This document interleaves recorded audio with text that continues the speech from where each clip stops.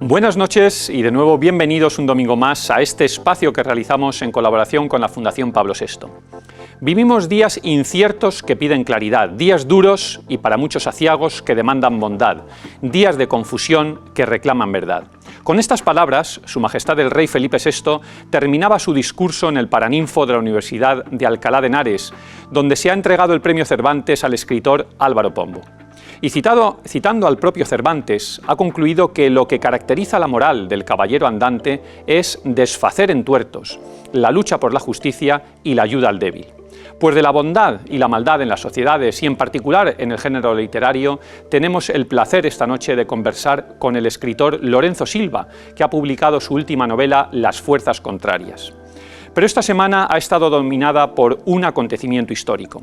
Autoridades y dirigentes políticos de todas las sensibilidades ideológicas y ciudadanos de todo el mundo hemos dicho adiós a nuestro Papa Francisco, que durante 12 años ha guiado la Iglesia Católica siendo venerado por su cercanía y preocupación por los más desfavorecidos y necesitados.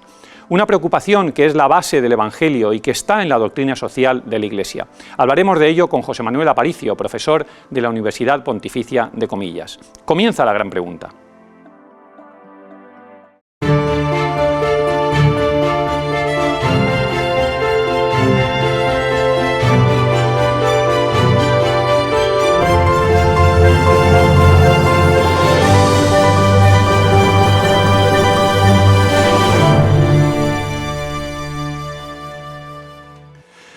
Buenas noches, Lorenzo. Buenas noches. Un placer tenerte aquí con nosotros. Eres hijo y nieto de militares, estudiaste Derecho y luego eres uno de los escritores más leídos de nuestro espectro de autores. ¿Qué te llevó a la literatura? Lo que te lleva a escribir es leer, es tan sencillo como eso. La literatura irrumpió en mi vida a edad muy temprana, a mí me enseñaron a leer con 4 años y desde entonces me recuerdo leyendo y me recuerdo leyendo literatura. Tuve la suerte de nacer en una casa donde había libros, tuve la suerte también de tener unos padres que me inculcaron y me invitaron al hábito de la lectura. Y a partir de ahí yo empecé a construir una mirada alternativa sobre mi realidad que me ha acompañado siempre, al principio como un pasatiempo y a partir de mi adolescencia se despertó una vocación de intentar escribir algo que se pareciera remotamente a los libros que a mí me habían confortado como lector. Creo que esa es la razón principal por la que escribo. Que te llevó a escribir, ¿no? Las fuerzas contrarias es la 14ª obra de una saga de libros donde hay 2 suboficiales, Bevilacqua y la Brigada Chamorro, y me dicen que toda esta saga fue consecuencia de una vez que estabas en una feria del libro, donde se acercaron 2 chicas, 2 guardias civiles, y te dijeron: somos guardias civiles gracias a ti, gracias a usted, que hemos leído sus libros y nos impulsó a meternos en la academia. ¿Es así? Bueno, más bien esa es una de las consecuencias un tanto desconcertantes, ¿no?, que para mí ha tenido escribir estos libros, porque cuando uno escribe literatura, y sobre todo cuando uno escribe literatura de ficción, a veces tiene una cierta sensación de irrelevancia, de que lo que estás haciendo pues probablemente no tiene una incidencia demasiado importante en la realidad, ¿no? Hay mucha gente que no lee literatura, la lectura sigue siendo un hábito relativamente minoritario y uno a veces tiene la sensación de que una novela tiene un impacto muy limitado en la realidad, mucho menos limitado que un partido de fútbol o mucho menos limitado que una serie de televisión, ¿no? Pero de repente pues te pasan cosas como esta, ¿no?, que se te acerquen un par de personas y te digan que leyeron tus libros en la adolescencia y que eso las llevó a tomar una decisión vital. Oye, una decisión vital que no es fácil, primero pues porque oye, para poder entrar en la Academia de Oficiales de la Guardia Civil hay que sacar casi un 14 en selectividad y luego hay que pasar 5 años en una academia y dices, ¿y todo esto de verdad lo habéis concedido por leer mis novelas? Libros, ¿no? Y la siguiente pregunta, ¡qué responsabilidad! Y la siguiente pregunta es, ¿estáis contentas? ¿Por qué Bevilacqua y Chamorro? Es pues, un subteniente y una brigada. Sí, son 2 suboficiales. Sí, son 2 empezaron siendo sargento y guardia, ¿no? Y con el tiempo han ido ascendiendo. La verdad es que la respuesta es, primero, porque son un hombre y una mujer. En el año 95, que es cuando escribí la primera novela, esto no era tan evidente. Las mujeres llevaban muy poco tiempo en la Guardia Civil, y la Guardia Civil era una institución tradicionalmente masculina, incluso diría que masculinizada, ¿no? Y yo creo que esa decisión de que dentro de la pareja uno de los personajes fuera una mujer fue uno de los mayores aciertos de la serie, ¿no? Desde el principio, a través de Chamorro, yo he podido ir contando la normalización de la presencia de la mujer en ámbitos de la sociedad española donde había estado tradicionalmente ausente, ámbitos de autoridad, ámbitos de responsabilidad profesional, ámbitos de profesionales tradicionalmente, profesiones tradicionalmente masculinas, ¿no? Y por otra parte, son suboficiales. A veces me han preguntado ¿por qué no ascienden más? Porque sobre todo mis amigos oficiales, que los tengo, ¿no? Y tengo hasta algún amigo general, ¿y por qué lo has dejado de subteniente a él? ¿Por qué no ha hecho el curso de oficial? Y digo, pues mira, hay dos razones. La primera es que cuando hay una asociación de suboficiales de la Guardia Civil, ¿no? Cuando la Asociación de Suboficiales de la Guardia Civil los nombró miembros honorarios, tanto Bevilacqua como Chamorro, miembros honorarios e imaginarios, ¿no?, de la asociación, me dijeron que bajo ningún concepto se me podía ocurrir ascenderlo, y sino que me atuviera las consecuencias. Y me pareció gente cuyos requerimientos convenía escuchar. No, pero la razón principal, y la razón de verdad está en serio, es que yo siempre he querido que fueran personajes a pie de obra, que fueran, por decirlo con una palabra coloquial, dos currantes, ¿no? Cuando alguien ya entra en la escala de oficiales o entra, pues pasa a tener unas responsabilidades más ejecutivas, más de dirección del trabajo de otros. Y más de gestión, quizás. Sí, ellos también dirigen el trabajo de su equipo, pero ellos están en el equipo, ellos están en la trinchera, ellos están en el día a día. Para mí eso era muy importante.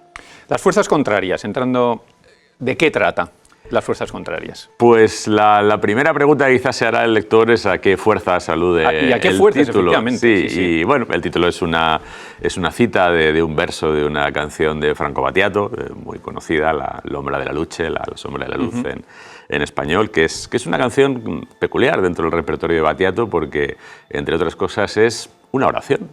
No hay muchas canciones que sean una oración, y esta es una oración, ¿no?, dirigida pues, a un ente superior al que se le pide ayuda, ¿no?, frente a las fuerzas contrarias en general.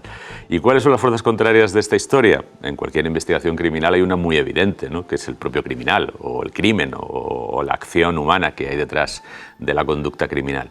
Pero ese es el enemigo evidente, esa es la fuerza contraria evidente. Luego hay otras que no son tan evidentes, ¿no? Esta novela está, por ejemplo, situada en la pandemia.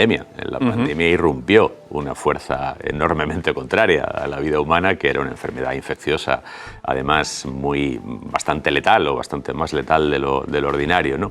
Y dentro de ese contexto yo creo que afloraron otras cosas. Afloraron otras dificultades a las que nos enfrentamos y que, en cierto modo, las hemos creado nosotros mismos. Las hemos creado con nuestras negligencias, con nuestras indiferencias, con nuestros olvidos. En la pandemia quedó al descubierto cuán indefensas estaban muchas personas vulnerables. Pero esa indefensión venía de antes, no la provocó el virus. Estaba ahí porque, bueno, pues había ciertos frentes que no habíamos atendido bien. No estábamos cuidando bien unos de otros. Yo creo que eso es lo más importante, ¿no? El libro pone de manifiesto, en muchos momentos pone de manifiesto, ese conflicto que vivimos en su momento entre orden y libertad, ¿verdad? ¿Cómo transmites eso? Sí, yo lo transmito en el libro a partir, además de... Bueno, yo hago ficción, pero no hago fantasía.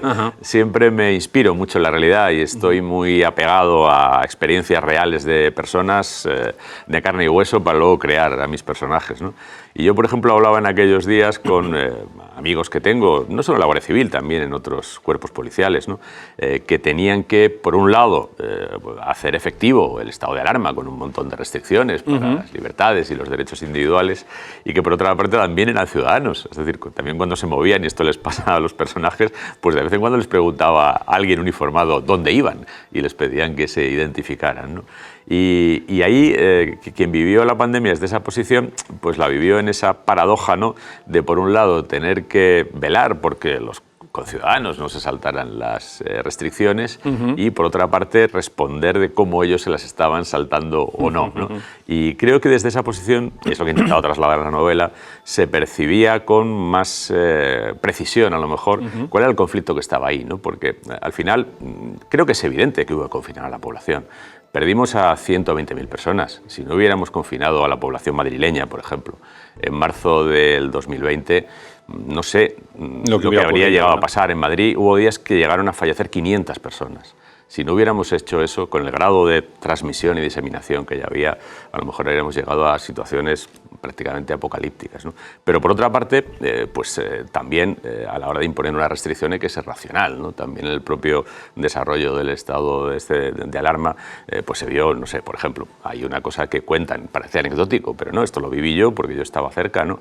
El límite entre la comunidad autónoma madrileña y la comunidad autónoma castellano-manchega en la carretera de Toledo está detrás de una curva. Ahí pusieron un control y tuvieron que acabar levantándolo porque había accidentes, porque la gente es que se golpeaba contra los coches que estaban delante, ¿no? Bueno, pues hubo que empezar a controlar eso de una manera un poco más racional, ¿no? Intentar ver cómo hacerlo efectivo, pero sin poner restricciones que pudieran crear más daño del que estabas intentando evitar. Se ve también muy bien en la novela, y lo estabas ahora mismo comentando, esas fuerzas entre el bien y el mal, la pillería, lo hemos visto en la pandemia, como lo cuentas, pero lo hemos visto también incluso en la propia Dana, ¿no? ¿Qué hay en esa novela entre ese conflicto del bien y el mal? Pues hay algo con lo que muchas veces quizá no contamos, ¿no? Porque siempre hay una especie de pensamiento confortable que es que el mal es exterior. El mal lo representa otro o el otro, ¿no?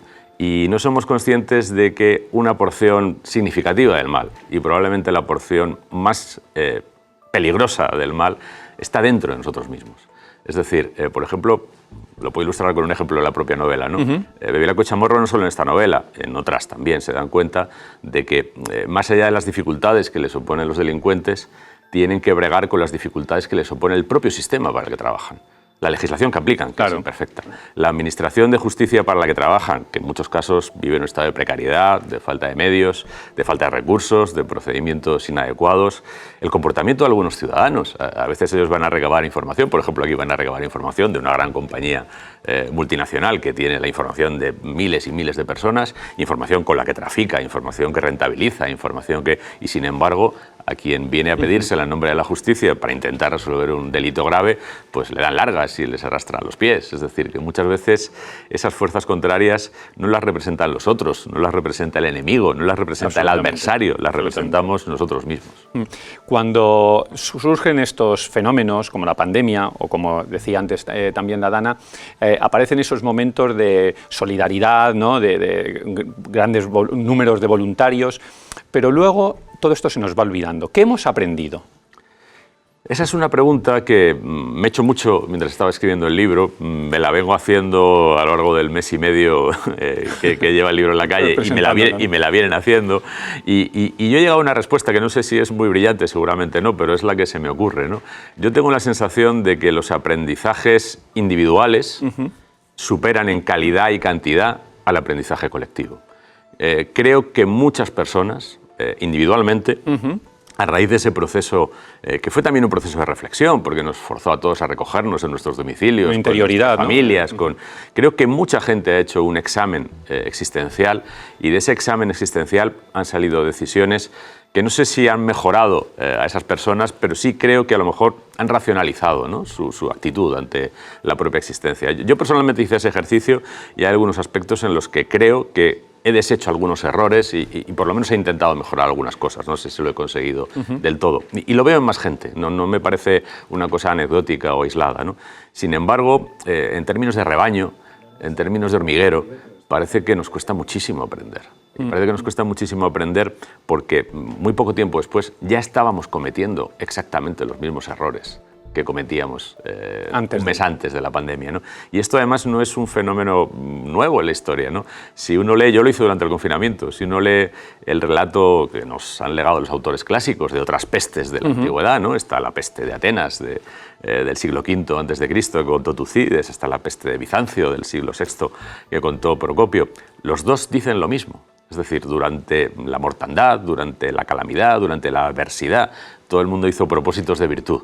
En cuanto cedió el pánico, en cuanto desapareció el miedo, lo dicen los dos con palabras casi parecidas, todos volvieron a los mismos vicios de antes con la misma fuerza, ¿no? Las sociedades volvieron a cometer los mismos errores. Parece que colectivamente nos cuesta más aprender.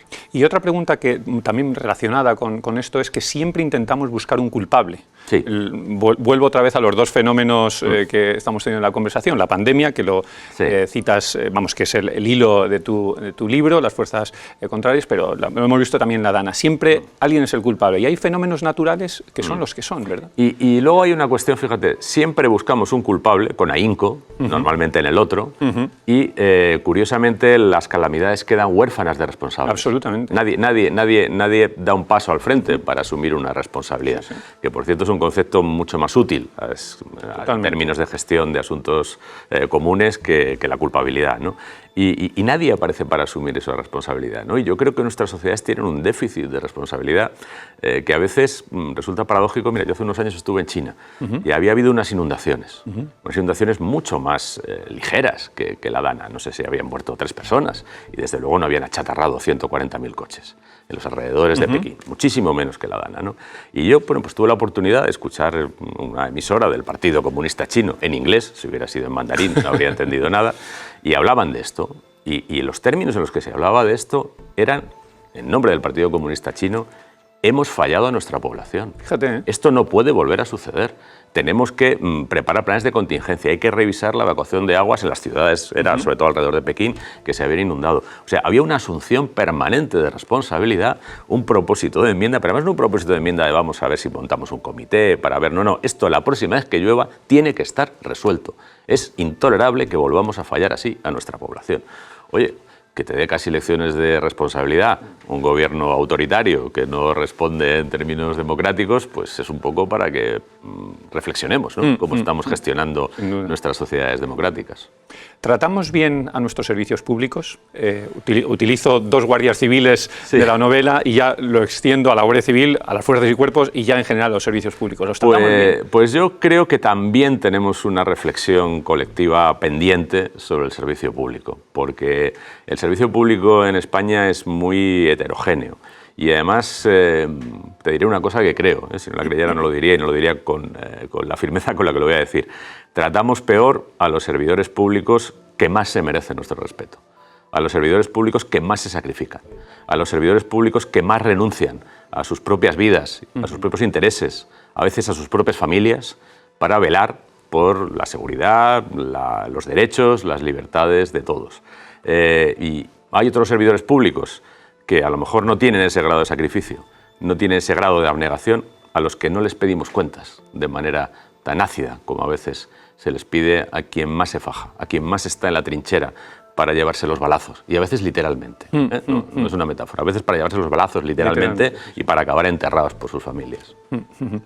Hablando de balazos, Guardia Civil y ETA, durante mucho tiempo ha sido, yo diría que en el campo especialmente de la literatura, en el campo del cine, ha sido un poco tabú, ¿no? Yo te he oído en alguna ocasión decir que es necesaria también la distancia. Yo me pregunto, ahora que se empieza a hablar un poco más, salen películas, se habla, ¿es porque allá hay esa distancia o es porque antes no había esa valentía de...? Mira, en mi caso particular, yo es un tema que he abordado, tengo una gran ventaja respecto de un cineasta, por ejemplo, ¿no? Yo no necesito pedirle a nadie 10 millones de euros para contar una historia. Yo con un bolígrafo y un blog me arreglo y eso es muy barato, ¿no? Entonces yo he podido abordar este tema. Como veo que el cine, por ejemplo, o la televisión en España no lo están abordando. Lo están abordando de una manera muy somera, muy puntual, muy selecta, muy escogiendo el enfoque, y creo que rehuyendo la gran historia. Parece que la gran historia a nadie le interesa contarla o no hay dinero para contarla, ¿no? Pero bueno, el literato puede hacerlo. Yo me he metido en todo lo que creía que me debía meter. ¿De dónde viene ETA? ¿De dónde surge ETA? Que ETA no sale de repente como un champiñón. Tiene un origen, unos presupuestos ideológicos, históricos, sociológicos, y cómo desaparece. Tampoco ETA desaparece porque de repente alguien reflexione y vuelva al camino recto. Desaparece de una manera muy compleja que ha llevado el esfuerzo de mucha gente y que tienen nombres y apellidos y que son quienes son. Ahora parece no querer contarse, pero son quienes son. Y bueno, yo eso lo he podido abordar exhaustivamente en la literatura. ¿Por qué tardé en hacerlo? Porque necesité 10 años para entender bien la historia y necesité 10 años para poder acceder a las fuentes, para poder hablar con las personas que cuando yo me empecé a interesar por este tema ni siquiera hablaban, porque ETA todavía existía y la información había que preservarla. Entonces había un deber incluso de confidencialidad. También era difícil. Yo no solo he hablado con gente de la que combatió a ETA, también he hablado con gente de la que estuvo incluso en ETA, incluso en la rama militar de ETA. Acceder a esa gente no es fácil, y no es fácil sobre todo si te perciben como alguien que no es de los suyos, ¿no? Eso lleva un cierto trabajo. Pero en este momento, si no se está contando más la historia, hay que decirlo con absoluta claridad, es porque a quienes tienen el dinero, por ejemplo en el cine, a quienes tienen el dinero para producir una película o para producir una serie de televisión, no les interesa. Y no les interesa ni a las plataformas privadas ni a las televisiones públicas. Lo tengo que decir con esta crudeza porque lo sé fehacientemente, porque lo he podido comprobar. ¿Se nos ha olvidado muy pronto ETA o se nos quiere hacer olvidar pronto ETA? Bueno, se quiere convivir con un recuerdo confortable. Y hay cosas que no se pueden recordar confortablemente. Esta es una historia que nadie puede recordar confortablemente. Desde luego no la pueden recordar confortablemente quienes respaldaron a ETA, porque no se puede recordar confortablemente a una organización terrorista que llegó a cometer reiteradamente asesinatos dolosos de niños. Eso, perdóname, pero es renunciar a la humanidad en un grado tan extremo que no es confortable recordarlo, ¿no? Y no lo hicieron una vez, lo hicieron bastantes veces, ¿no? Y tampoco, pues, por ejemplo, se puede recordar confortablemente la lucha contra ETA por parte de un Estado que en algún momento dejó a sus defensores completamente indefensos, valga la redundancia de defender indefenso, ¿no? No sé, ETA mató a 14 guardias civiles, que fueron casi 14, 12, 14, no recuerdo cuántos exactamente, en una plaza de Madrid, porque nadie consideró las peticiones que habían hecho los guardias civiles de poder ir a sus trabajos en metro y de civil, en lugar de ir en un uniforme y en un autobús que iba todos los días por el mismo sitio. Esas muertes las pudo haber evitado el Estado velando un poco mejor por quienes estaban jugando la vida por él, ¿no?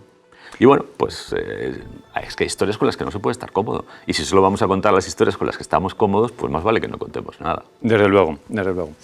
Volviendo, Lorenzo, a tus libros, tienes un número de lectores envidiable. Puedes decir que eres uno de los autores de la literatura española que más es leído. ¿Se lee poco en España? Esto, como siempre, es relativo. Comparado con 1844, por ejemplo, cuando se fundó la Guardia Civil, ¿no?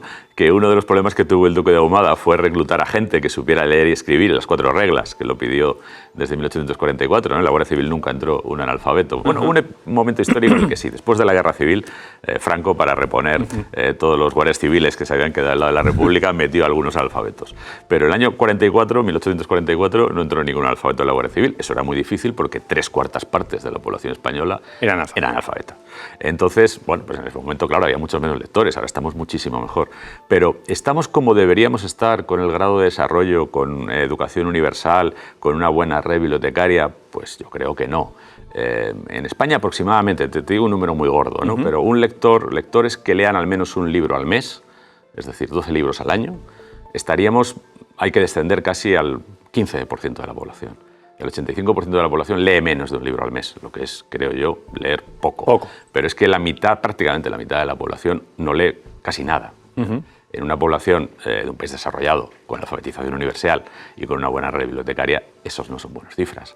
Son cifras inferiores a los países con los que nos debemos comparar. Creo que no nos debemos comparar con la España alfabeta, creo que no nos debemos comparar con países con menor grado de desarrollo económico y humano, debemos compararnos con los países de nuestro entorno y seguimos estando por detrás.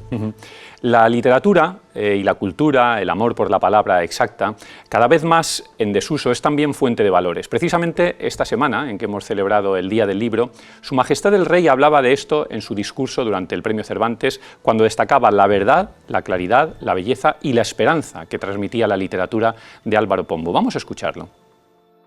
En los tiempos que vivimos, los valores citados, claridad, bondad, verdad, son como faros que han de guiarnos en una búsqueda incesante.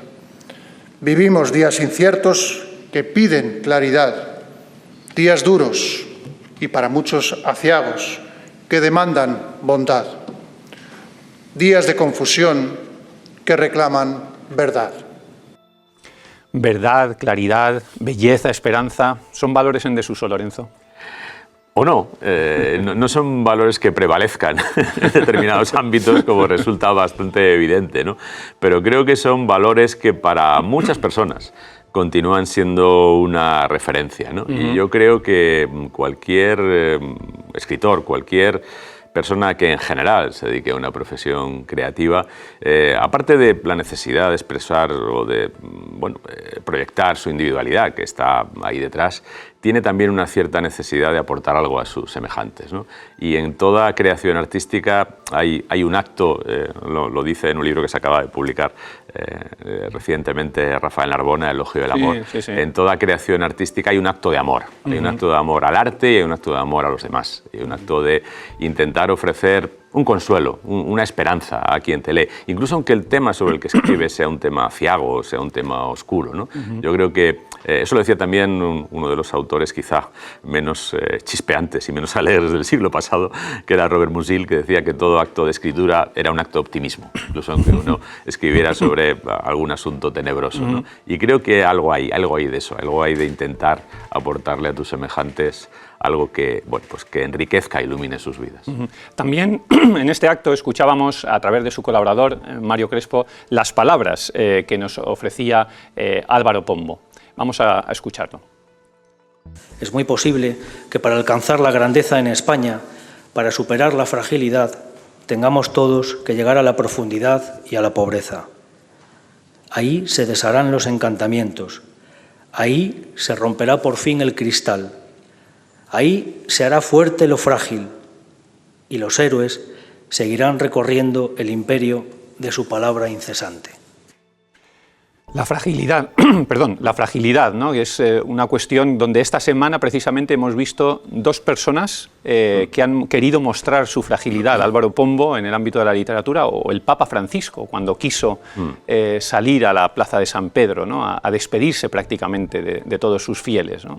¿Por qué es tan importante recordar la fragilidad? Pues porque parecería que en el mundo en el que vivimos todos debemos ser fuertes, jóvenes, pujantes, avasalladores, ¿no?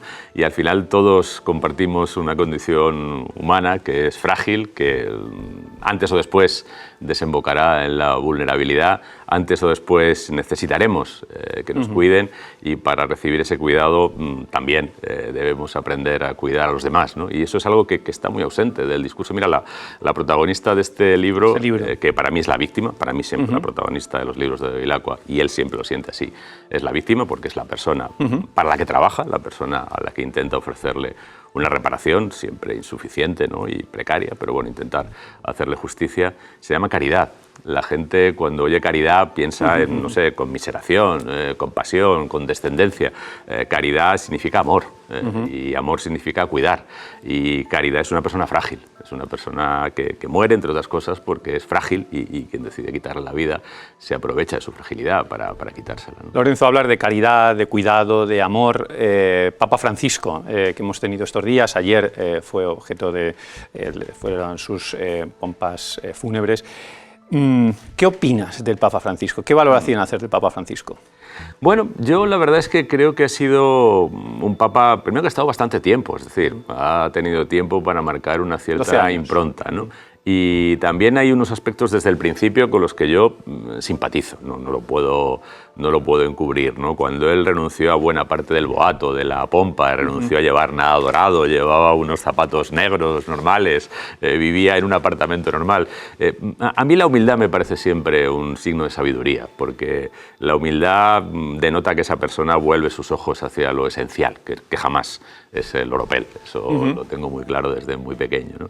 Y luego, pues yo creo que ha intentado hacer algo que, naturalmente, en el espacio de una vida, y menos en el espacio de un pontificado, no se puede completar, que es llevar a la Iglesia y llevar el mensaje de la Iglesia a un mundo que ha cambiado mucho en los últimos 20 años. En los últimos 20, 25 años hemos vivido transformaciones de las que en otros momentos de la historia pues a lo mejor llevaban 500 años o 5 siglos. Y esa transformación tan radical requiere, creo, por parte de cualquier institución, una respuesta de adaptación. Yo entiendo que la Iglesia no es, qué sé yo, como la Coca-Cola o Apple, no es una institución, es mucho más antigua, tiene un recorrido mucho más extenso y no puede hacer cambios súbitos, ¿no? Pero tampoco se puede permanecer de espaldas a transformaciones tan radicales como las que están operándose en la vida de las personas. No quiero desaprovechar la oportunidad que estás aquí. Se ha puesto de moda una serie que se llama Adolescencia.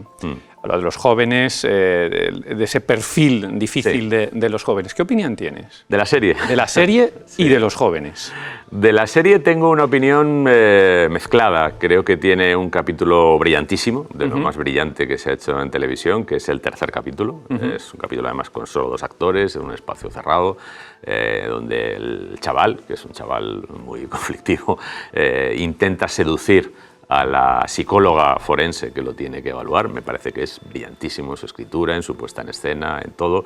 El capítulo final me parece menos brillante, al principio hay alguna cosa un poco efectista, pero en todo caso creo que es una de las buenas series, ¿no? Es una serie que tiene algo distinto. Yo últimamente dejo muchísimas series en el capítulo 1, porque tengo la sensación de que muchas series ya están escritas por el algoritmo. Todas esas plataformas tienen un algoritmo que es lo más visto y los guionistas se intentan ceñir a lo que da buen resultado, según el algoritmo que está basado en los datos recogidos de la audiencia masiva que tienen, ¿no? Bueno, me parece que es una serie que aporta algo distinto de eso, también en algunos aspectos se ciñe a eso.